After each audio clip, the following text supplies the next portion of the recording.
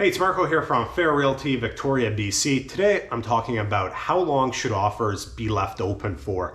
What I mean by that is if you're a buyer writing an offer on a property, how much time should you give the seller to get back to you in terms of whether they're going to accept that offer, whether they're going to counter that offer, or whether they're going to reject that offer. And as someone who does a lot of volume, I receive over 100 offers every year on my listings written by other agents, so I know how long they're open for on average.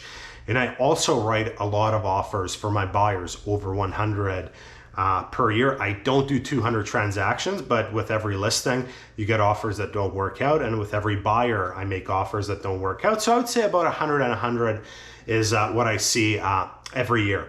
And the answer to how long should the offer be left open for is it depends. It needs to be strategic. But what I'm seeing with the 100 plus offers I receive in my listings is often the buyer's agents are not using effective strategies to put their buyers in a better position. It's very, very rare that a buyer's agent sends me an offer and leaves it open for greater than 24 hours. Sometimes it's even a matter of hours. Just last week, I received an offer at 5:08 p.m. on a Sunday, and it was only open till 9 p.m. And the thing is, I had this property on the market for months. It's not like we had an offer delay or there was other parties interested. So I'm trying to get in touch with my sellers on a Sunday evening. They're busy with their grandkids. They're kind of annoyed. They're also not super motivated to sell. They're not desperate. I'm a bit annoyed. It doesn't really set up a favorable negotiating strategy for that buyer and their agent sending in an offer on a Sunday at 5:08 p.m., leaving it open only till 9 p.m. So is there a time and place for offers to be left open for only a few hours? Yes, there is. For example, I show my buyers a property, first day on market, there's no offer delayed. They love it. They say, hey, Marko, asking price is 1.1 million. We have to have this house. Let's write it full price, no conditions. We'll leave it, give the dates that the sellers want. We'll leave it open for 4 hours. Yeah, that kind of makes sense. But there's other situations where leaving an offer open for a prolonged period of time can be really beneficial to the buyer. For example, sometimes I have buyers that are not very emotional. They're very rational people. They want the best possible deal. So we'll see a property maybe 30 days on market.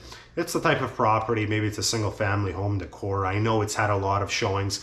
In my scheduling system, for example, if it's a Monday, I can see that on the Tuesday they have 2 showings, on Wednesday they have 1 showing, but it's been on the market for 30 days. So I'll say to my clients, hey, listen, they're asking 1.1 million. It's been on the market for 30 days. They have 2 showings tomorrow, 1 showing the day after. Let's go in at $1,020,000, which I feel is like a really good value for this property. But let's leave it open until Thursday because they're going to receive that offer. The listing agent's going to go to the sellers and say, hey, we got this offer.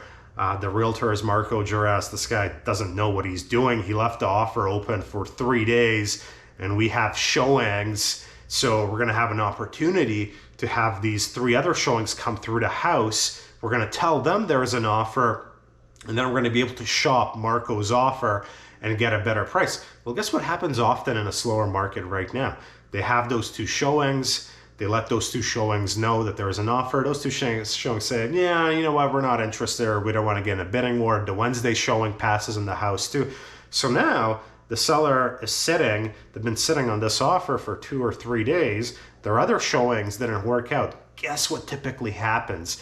Typically, they become more motivated to come down on the price. And I've seen this strategy play out many, many times. When I bought my personal principal residence, I made the sellers an unconditional offer substantially below asking price, but I gave them 5 days unconditional. And I said, you know what? 5 days unconditional, here it is. If you guys can get a better offer in the next 5 days, fill your boots, but I'm gonna let you stew on this unconditional offer for 5 days. And then with my personal situation, this was 5 years ago, they came back, they did a counter.